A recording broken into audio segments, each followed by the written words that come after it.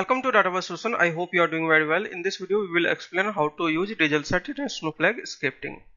Before we begin, I kindly request you to subscribe the channel and like this video. If you have any question regarding Snowflake scripting, feel free to ask in comment box. I will ensure your question are answered. Now let's get started. Result set. In Snowflake scripting, a result set is a SQL data type that points to result set of query. Because a result set is just a pointer to the result, you must do one of the following to access the results through the result set. You can use the table function syntax to retrieve the result as a table, and you can also use reiterate over the result set with cursor. Now let's see how to declare result set. You can declare result set in declare section of block, or you can also declare result set in beginning and end section of the block. How to declare result set in declare section of block? You can write here result set variable, then result set data type default. If you want to assign result set of query, then you can write here default, then SQL statement.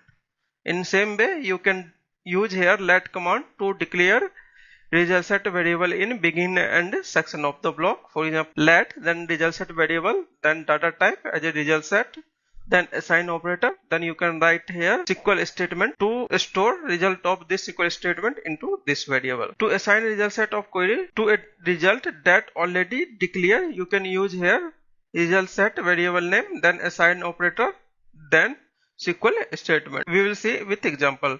We will understand this with example. Okay, so let's see example. We declare here result set variable as a result set data type, then begin, and we already declare here variable res. Then we can use here assign operator colon equal to then SQL statement. Okay, to build a SQL string dynamically, we can use here execute immediate statement in procedure. For example, declare. We declare here result set res as a result set data type, column as a variable data type. Then we can use here select statement as a variable data type, then begin and end section of the block, then column name as a column, and then select statement assign operator select. Then we can use here variable for column dynamically from table.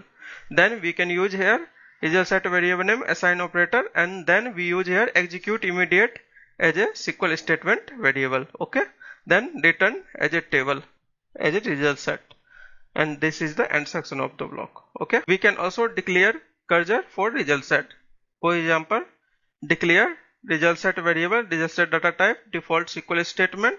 Then we can define here c1 as a cursor for this result set. Okay, if you want to return a result set that point to result set, pass the result set to table. For example, we can create here procedure, then returns, then table. You can also write here column data type, or you can also skip this if you want not to define here column. Then we can write here return, then table, then result set variable name. Okay, we will see this with example. So let's create table for demonstration. Here I am creating table db with this structure. For example, a as an integer, b as a varchar. This is column for, let us suppose, and so let's select this and control enter to execute this SQL statement to create table. Here is demo table successfully created. Let's insert sample data into TV demo table. Here two record inserted into TV demo. Let's verify. You can see in column A1 and 2, column B, row 1 and row 2. Okay, let's see first example, returning a table from a store procedure. We create here a store procedure, create or replace procedure, then procedure name, then return as a table. A is a column name, integer data type. We use here language SQL. We can also use Java scripting, Java, Scala or Python. As declare, we can declare here result set variable res as a result set name, then result set data type default SQL statement select A from TV demo order by A. Then we write here beginning and end section then we want to return as a table. So we use here return, then table function, then we use here result set variable name. So if I execute this statement to create procedure and now call this procedure test sp, you can see here column A return 1 and 2, as we see 1 and 2 for result A. If you want to use in SQL or classic console, we need to use here $sign with same syntax. Here create or replace procedure test sp as a procedure name, returns as a table, then A is a column name, and this is a data type of column name, language SQL, as we use here $, and then declare res result set default. This is SQL statement, begin and end section. In this section we return as a table for res variable, which is result set variable name. Now you can see if I call this procedure, you can see same result. Okay, so if you want to see last query result id, we can use here table, then result set scan, then last query id. Okay, so if you want to execute, you can see here last query execute id. Same function used in this procedure. Okay, now let's see another example, constructing the SQL statement dynamically. So let's create procedure for this example. Create or replace, this is optional keyword, and this create and procedure is a mandatory keyword. Then procedure name, we use here table name as a variable, varchar data type, we want to return as a table, so we use here table, then A is a column name, and this is the data type of this column name, integer data type. Language, we use here SQL, as we declare here result set variable name as a res name. Then query, we use here varchar, default is select A from identifier. Identifier use if you want to use variable as a table. Okay, then order by A, then begin result set variable name, then assign operator, then execute immediate. This is the mandatory keyword to use SQL statement as a variable name for dynamically using. Then this is the table name for, as we define here, table name as a varchar data type. Okay, and return as a table. So if I execute this statement, you can see here the procedure is created successfully. And if I want to call this procedure, we use here call, then procedure name, then we write here table name as a varchar. So my table name is tb demo for our example. So you can see here same result. Okay, if you want to use any dynamically, you can use identifier, then we can define here question mark as a parameter, which will take using this variable using command. Now let's see another example, declaring a result set variable without a default clause.